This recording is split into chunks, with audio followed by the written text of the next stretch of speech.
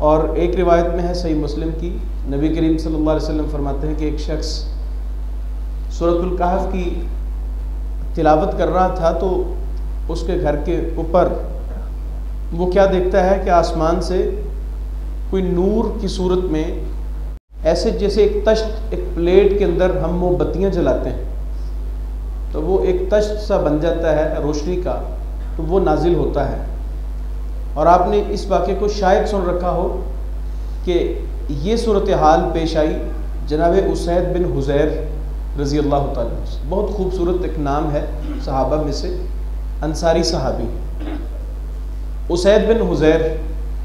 इस वाक़े की सराहत और रिवायात में है। इस रिवायत में नाम नहीं मिलता, इस रिवायत में यह है कि वो शख्स सूरतुल कहफ की तिलावत कर रहा था और 110% ये बात है कि वो वाक़या उसैद बिन हुज़ैर का है। यहाँ पे सहाबी का नाम जिक्र नहीं किया गया। उसैद बिन हुज़ैर कहते हैं कि मैं सूरतुल कहफ की तिलावत कर रहा हूँ तो मैंने अजीब मामला देखा कि एक तश्त की सूरत में रोशनियों का सा एक मरकज़ आसमान से नीचे उतरना शुरू होता है। तो मेरे घर में मेरे पास ही मेरा घोड़ा बंधा हुआ है और मैं तिलावत कर रहा हूँ तो मेरे साथ मेरा बेटा यहया लेटा हुआ है। तो जो मैं तिलावत करता रहता हूँ तो आसमान से वो नूर की जो एक तश्त है वो नीचे उतर करीब तर आना शुरू होता है और मेरा घोड़ा जो है वो बिदकना शुरू कर देता है, उछलना कूदना शुरू कर देता है। तो मुझे खदशा हुआ कि कहीं ये मेरे बेटे को नुकसान ना पहुंचा डाले, तो मैंने तिलावत रोक दी। और मैं क्या देखता हूँ कि जैसे ही तिलावत रोकता हूँ तो ये नूर का तश्त आसमान की तरफ ऊपर चढ़ना शुरू हो जाता है और घोड़ा भी बिदकने से थम जाता है। फिर मैंने तिलावत शुरू की, फिर यही मंजर, फिर करीब आता है तो मैं कुरान तिलावत रोक देता हूँ, कुरान बंद करता हूँ, तो उसके बाद वो नूर फिर आसमान की तरफ चढ़ जाता है। तो रसूलुल्लाह सल्लल्लाहु अलैहि वसल्लम से फजर के वक्त ये आके सारी रात की जो सूरत हाल बयान की तो आपने फरमाया वो अल्लाह की तरफ से सुकून और उसके रहमत के फरिश्ते थे। इस रिवायत में जो मैं पढ़ रहा हूँ इसमें यह है कि सुकून था आसमान से, सकीनत। और एक और रिवायत में जिसमें उसैद बिन हुज़ैर रज़ी अल्लाह अन्हु का नाम जिक्र है उसमें यह है कि ये अल्लाह के नूरानी फरिश्ते थे जो आसमान से सुकून लेके, सकीनत लेके नाजिल हो रहे थे। अगर आप तिलावत रोकते नहीं, जारी रखते तो सुबह हो जाती, यहाँ तक कि फजर होती, तो आप सब अल्लाह के नूरानी फरिश्तों को ऐसे देख लेते जैसे आप एक दूसरे को देख रहे हैं। आसमान के फरिश्ते यूं आपके ऊपर उतर आते हैं। इसमें एक तो उनकी किरात की खूबसूरती, फिर सूरतुल कहफ की अजीम आयात की तिलावत, और फिर उमूमी तौर पे ओवरऑल जो कुरान मजीद की फजीलत है उस जैसी तो कोई बात हो ही नहीं सकती।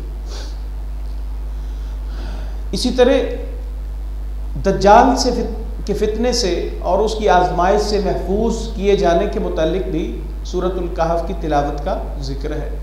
फिर यह है कि जो शख्स जुमा के रोज़, इमाम अलबानी रहमतुल्लाह अलैह ने सहीहुल जामे में इसको जिक्र किया है कि जो शख्स जुमा के रोज़ में सूरतुल कहफ की तिलावत करता है तो अल्लाह ताला उसके लिए जुमा से जुमा तक नूर और रोशनी पैदा कर देता है। बहुत सारे फ़ज़ाइल हैं। इसी तरह इसकी आखिरी 10 आयात के बारे में भी फ़ज़ाइल वारिद हैं। लिहाजा हमें इस सूरत को अपने अज़कार में या अपने मामूल में बनाना चाहिए। इसकी पहली 10 आयात को, इसकी आखिरी 10 आयात को और जुमा के दिन में इसकी तमाम सूरत की तिलावत को हमें ज़रूरी कर लेना चाहिए। जुमेरात मगरिब की नमाज से जुमा के दिन मगरिब तक यानी असर के बाद तक, ये वक्त 24 घंटे है। इस वक्त में इस सूरत की तिलावत को यकीनी बना लेना चाहिए। अगर किसी बंदे को पता है कि जुमा के दिन में मेरी ऐसी मसरूफियत हो सकती है कि सूरतुल कहफ की तिलावत रह सकती है तो वो जुमेरात की शाम के बाद किसी वक्त तिलावत कर ले। अब आते हैं इसके अंदर अल्लाह ताला ने अहम जो मज़ामीन बयान किए हैं उनमें से एक वाक़या है अल्लाह ताला की तौहीद और उसके ईमान की गैरत लिए चंद नौजवानों का, कि जो एक खुले हुए गार में, एक बहुत बड़े गार में जाके छुपे। ये हम गार का लफ्ज़ कहते हैं, अल कहफ जो है ये बिज़ात, ये इस लफ्ज़ का माना गार है, लेकिन इतना बड़ा गार है कि जिसके अंदर बहुत सारे लोग आ जाए। एक गार वो होता है अरबी जुबान के अंदर जो छोटा गार हो, उसे गार कहते हैं। अल कहफ उस गार को, केव को कहते हैं कि जो बहुत बड़ा हो। ये गार के अंदर चंद नौजवानों के छुप जाने का वाकया है कि जो उस वक्त के जालिम और बड़े बदबख्त किस्म के एक हुक्मरान का वाकया है, जिसका नाम दकियानूस जिक्र किया जाता है। और बाज़ लोगों ने यह कहा है कि ये सारे के सारे ईसाई थे और ये खुद भी जनाब ईसा अलैहिस्सलाम के दीन के पैरोकार थे। बाज़ ने कहा कि ये जनाब मसीह अलैहिस्सलाम के तो पैदाइश से 100 साल पहले का वाकया है। अल्लामा इब्न कसीर रहमतुल्लाह अलैह ने इसी बात को तरजीह दी है कि ये जनाब ईसा अलैहिस्सलाम की विलादत से पहले का वाकया है। लेकिन बाज़ और दीगर मुफस्सिरीन ने इस बात को लिखा है कि नहीं, ये ऐसे ही है कि जनाब ईसा के दीन के ये पैरोकार थे सारे लोग। लेकिन जैसे हर दीन के अंदर मानने वालों के अंदर खराबियाँ पैदा हो जाती हैं, इस दीन के अंदर भी या इनके मानने वालों के अंदर भी ये खराबियाँ पैदा हुई कि बादशाह शिर्क की तरफ, कुफर की तरफ, बिदात खुराफात की तरफ बुलाने वाला था, जबकि ये चंद नौजवान खालिस अल्लाह की तरफ बुलाने वाले और उसके तौहीद के दाई और मुबल्लिग थे। तो इस तरह कुरान मजीद ने इनकी तादाद को जिक्र किया है, हतमी तौर पे नहीं बताया। बाज़ सहाबा से ऐसी रिवायात मनकूल हैं कि जिनके अंदर उन्होंने बताया कि ये 7 थे तो 8वां इनके साथ कुत्ता था। बहरहाल ये सारी इसराइली रिवायात हैं, इसके ऊपर कोई भी मजबूत बात नहीं की जा सकती। अब ये नौजवान इस बादशाह के जुल्म से बचने के लिए ये आए, और ये कोई मामूली नहीं थे। उस वक्त जो हुक्मरानों के ख़ानदान थे, बड़े बड़े सैयद सरदार जो थे, उन सरदारों के ख़ानदान से ये बड़े नौजवान शहजादे किस्म के लोग थे। ये इनको अल्लाह ताला की तौहीद और अल्लाह ताला की यकताई और वहदानियत की बात समझ आ गई और इन लोगों ने शिर्क से इनकार कर दिया और इन्होंने कहा कि हम आपके दीन के ऊपर, आपके तरीके, शिर्क वाले तरीके के ऊपर नहीं चलेंगे। तो बात यह है कि ये कोई एवे केवे लोग नहीं थे, बल्कि ये हस्बो नसब वाले और बड़े आला ख़ानदानों के लोग थे। और दकियानूस जो बादशाह था, उसके लिए बैक वक्त या इब्तदाई तौर पे इनके ऊपर सज़ा देना या इनके ऊपर हाथ साफ करना उसके लिए आसान नहीं था, मसलहत के भी खिलाफ था। तो उसने कहा कि इनको बुलवाओ, बुलवा के अपने दरबार में। तो टाल मटोल करने की खातिर उसने कहा कि हम आपको चंद दिन का वक्त देते हैं, आप अपनी सोच विचार कर लें कि आप इस अकीदे को छोड़ते हैं या नहीं। तो इन नौजवानों ने इस बादशाह के पास से जब बाहर निकले तो इन्होंने आपस में इरादा किया कि हमें अब इस शहर को छोड़ देना चाहिए। और ये यहाँ से निकले और एक गार में जाके छुप गए, एक गार में जाके पनाह ली। और अल्लाह रब्बुल इज़्ज़त कुरान मजीद में फरमाते हैं कि इनके ऊपर से सूरज यूं कतरा के निकल जाता था कि हमने इनकी सूरज की गर्मी, चूंकि गार का जो एंट्रेंस दाखिली रास्ता था वो बहुत बड़ा था, तो हमने इनको छुपाया भी, इनकी हिफाजत भी की और इनकी हिफाजत ऐसे की कि हमने इनके ऊपर 300 साल की नींद तारी कर दी। हमारे यहाँ आमतौर पे 309 साल कहा जाता है, तो चूंकि अरबी साल के, कमरी साल के दिन कम होते हैं, इसलिए हर 100 साल के साथ 3 साल मिल जाते हैं। तो जब 3 सदियां गुजरी तो फिर 9 साल का इजाफा हो गया। तो 309 साल की मुद्दत रसूलुल्लाह सल्लल्लाहु अलैहि वसल्लम फरमाते हैं कि अल्लाह ताला हर साल बाद इनकी करवट बदल देता था, इसलिए कि ज़मीन के साथ कोई चीज़ लगी रहे, मट्टी के साथ, और ख़ास तौर पे ये जस्दे इंसानी, ये अगर मट्टी के करीब रहे तो ये गल सड़ जाता है। तो अल्लाह ताला इनकी करवटों को बदलते रहते थे। वनुक़ल्लिबुहुम अफ़इदतहुम, अल्लाह ताला कहते हैं हम इनकी करवटों को बदलते रहते थे, इनको एक ही जगह पे नहीं पड़े रहने देते थे। बाहर सूरत ये 309 साल सोए रहे, हालात बहुत मुख्तलिफ हुए। 3 सदियाँ या 3 सदियों से ज़ायद वक्त गुजर चुका था, हालात बहुत मुख्तलिफ थे। तो अल्लाह ताला ने इनमें से जब बेदार हुए तो बेदारी की सूरत में इन्होंने कहा कि आपस में एक दूसरे से बातचीत कर रहे हैं कि कितना वक्त सोए हैं। कोई ये कहता है जी 1 दिन या दिन का बाज़ हिस्सा, आधे दिन से भी थोड़ा हिस्सा। ये कहते हैं चलें इस बात को छोड़ें, भूख लग रही है, को खाने का इंतज़ाम करें।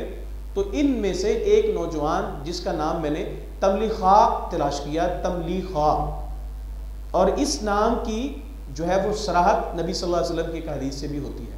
तमलीखा नामी एक नौजवान को इन्होंने कहा कि ये चंद रुपए पैसे हैं, लिहाजा लो और जाओ बाजार से अच्छे वाला उम्दा साफ सुथरा खाना लेके आओ, और ख्याल रखना कोई हराम चीज ना हो। यानी ये अल्लाह से डरने वाले थे, तो खाने के अंदर भी इतनी एहतियात कर रहे थे कि कोई हराम चीज या किसी ऐसे काफिर और मुशरिक के हाथों जबा की हुई चीज ना हो जो तुम लेके आओ। लेके आए, बाजार में निकले, तो जब इसने वो अपना सिक्का, अपनी करेंसी शो की लोगों के ऊपर, वो हैरान परेशान रह गया।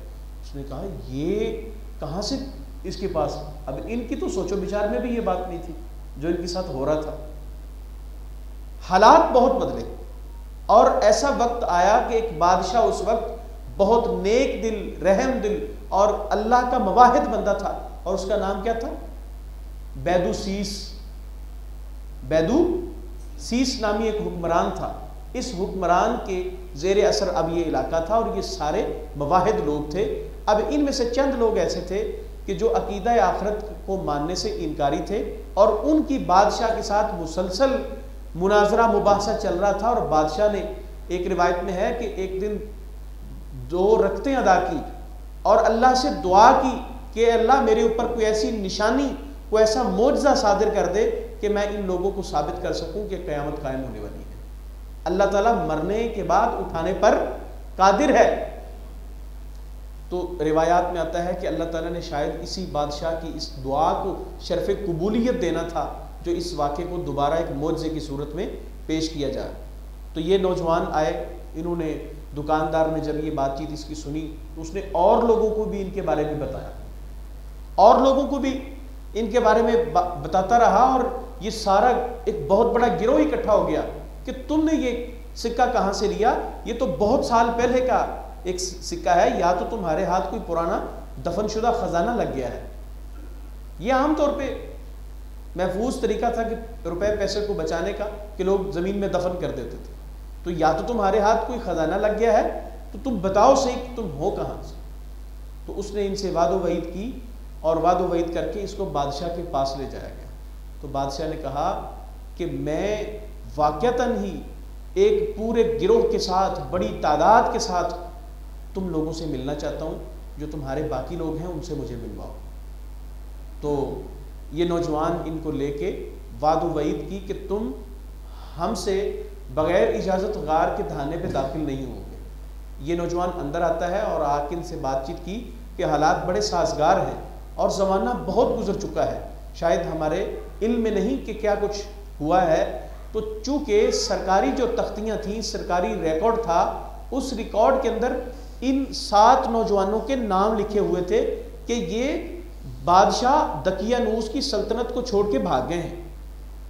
तो 300 साल बाद ये शाही तख्तियाँ अभी तक महफूज थी, रिकॉर्ड महफूज था कि ये नौजवान भागे थे। जब भी आके इन्होंने देखा कि गार में यही नौजवान है और उनका साथ कुत्ता है, ये हैरान परेशान थे कि ये हुआ क्या है। और बादशाह ने फिर अपने लोगों को दिखाया कि जिस अल्लाह ने इनको 300 साल बाद इनके बदनों को गलने नहीं दिया, इनको मट्टी से जो है वो मट्टी के साथ मट्टी नहीं होने दिया, जिस अल्लाह ने इनके बदनों की, इनकी हिफाजत की है, वो अल्लाह ताला तुम्हें भी दोबारा मरने के बाद पैदा करने के ऊपर कादिर। ये वाक़या शायद इस दुआ के सिनेरियो में ये एक मौजज़े के तौर पे होना था। तो अल्लाह ताला ने इनकी उस वक्त में फिर बहुत इज़्ज़त अफजाई हुई। और ये भी रिवायात में है कि जनाबे इस बादशाह ने जब अंदर गार में दाखिल होने के लिए इजाज़त चाहिए, और बहुत सारे साथ लोग थे, मुझे एहसास है वक्त काफ़ी हो गया लेकिन इस बात को मुकम्मल कर ले ज़रा, कि बादशाह ने जब अंदर दाखिल होने के लिए इजाज़त चाही तो इस नौजवान ने कहा तुम बाहर रुको, मैं अपने साथियों से मशवरा करके बताता हूँ। अपने दोस्तों के साथ मशवरे के लिए दाखिल हुआ। तो रिवायत में है कि इसने जब मशवरा करके बाकी सबको मशवरे के लिए बताया कि बाहर लोग और बादशाह जमा हैं, ये बात सुन के सबके ऊपर मौत तारी। और एक रिवायत में है कि बादशाह अंदर आया, उन लोगों से, नौजवानों से मिला, मिलने जुलने के बाद जैसे ही ये वापस हटे तो इन सब के ऊपर मौत तारी हो चुकी थी। ये वाक़या कहाँ का है, अब इसका मुकाम क्या है? तो जदीद रिसर्च इसकी मैंने कुछ तस्वीर भी डाउनलोड की, मैं आपसे शेयर कर सकता हूँ, ये दिखा सकता हूँ। तो ये मॉडर्न जो तकसीम है उसके अंदर एक मुल्क उर्दन, जिसको जॉर्डन कहते हैं आप, जॉर्डन का एक शहर उम्मान है, उसके अंदर ये गार आज भी मौजूद। एक शहर है उम्मान, आइन मीम अलिफ नून से, वो है मस्कत का सिटी, उम्मान मस्कत। एक है अलिफ वाओ मीम अलिफ मा नून उम्मान, ये जॉर्डन का एक शहर है। इस शहर के अंदर ये गार आज भी महफूज व मामून और मौजूद है। सैयदना मुआविया रज़ी अल्लाह ताला अन्हु के दौर में सैयदना अब्दुल्ला बिन अब्बास फरमाते हैं, अल्लामा इब्न अबी शैबा ने अपनी किताब में जिक्र किया, मुसन्नफ़ इब्न अबी शैबा में, कि हमने जनाब मुआविया के साथ एक जंग की, एक लश्कर कुशी की इस इलाके में। तो जनाब मुआविया इस गार पे पहुँचे जिस गार के अंदर ये वाक़या पेश आया था। तो जनाब मुआविया ने कहा कि मैं अंदर जाके देखूँगा कि ये लोग कौन हैं, कहाँ हैं और इनकी अभी सूरत हाल क्या है। तो जनाब अब्दुल्ला बिन अब्बास फरमाते हैं, लवित तलाअता अलैहिम लवल्लैता मिनहुम फ़िरारन वला मुलिअता मिनहुम रुअबा। इस आयत के रूह से अल्लाह ने उनके ऊपर इत्तला देना मना किया है, लिहाजा जनाब मुआविया को अंदर नहीं जाना चाहिए। तो जनाब मुआविया कहते हैं कि मैं खुद तो अंदर ना गया, फिर चंद लोगों को अंदर भेजा, तो अल्लाह ताला ने यकसर इतनी ठंडी हवा चलाई कि वो लोग वहाँ से तितर बितर हो गए। गोया आज भी रसूलुल्लाह के बाद भी सैयदना मुआविया के दौर में जब लोगों ने अंदर जाके उनके बारे में ख़बर लेना चाही तो अल्लाह ताला ने उनकी हिफाजत यूँ की हुई है कि उनका अंदर जाना मुमकिन ही ना हो सके।